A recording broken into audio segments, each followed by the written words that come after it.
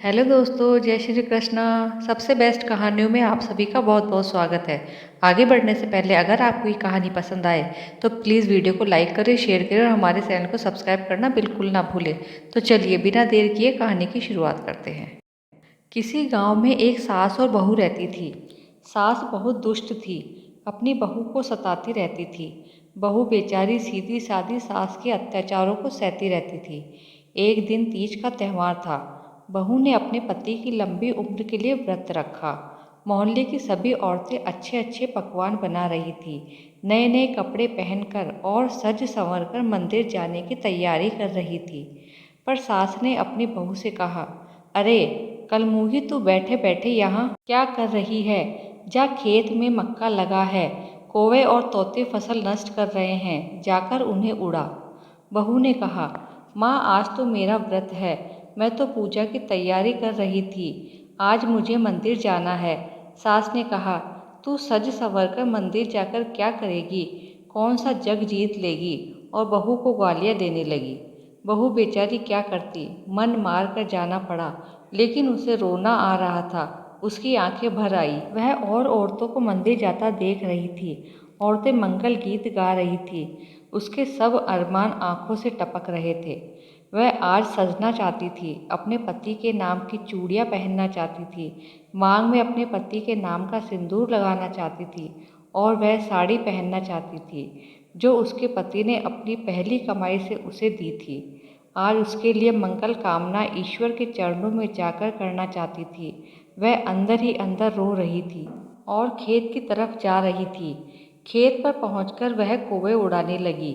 उसी समय पृथ्वी पर भगवान शिव शंकर और पार्वती जी भ्रमण करने निकले।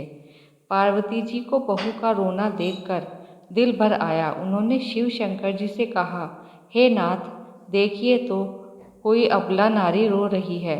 रूप बदलकर शिव शंकर और पार्वती जी बहू के पास पहुँचे और पूछा कि बेटी क्या बात है, क्यों रो रही हो, क्या कष्ट है तुम्हें? तो वह बोली कि मैं अपनी किस्मत पर रो रही हूँ।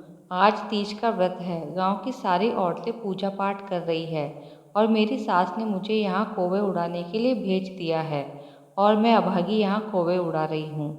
भोले बाबा को बहू के ऊपर दया आ गई। उन्होंने बहू को ढेर सारे गहने और सोने के सिक्के देकर कहा कि तुम घर जाओ और अपनी पूजा पाठ करो, मैं तुम्हारे खेत की देखभाल करूँगा। जब बहू घर पहुंची तो बहू के पास इतना धन देखकर सास आश्चर्यचकित रह गई। बहू ने सारी बात सास को बता दी। सास बहू से अच्छे से बोली, अच्छा तू जाकर पूजा कर ले, अब मैं खेत में रखवाली करने जाऊंगी। बुढ़िया तैयार होकर खेत पहुंची और खूब तेज रोने लगी। इतने में शिव शंकर ने उनसे पूछा, क्या बात है? तो इस बुढ़िया ने बताया कि मेरी बहू मुझे बहुत परेशान करती है और उसने आज मुझे खेत की रखवाली करने के लिए भेज दिया है, जबकि आज मेरा व्रत है। भगवान शंकर उस बुढ़िया को समझ गए और उन्होंने कहा, तुम घर जाओ।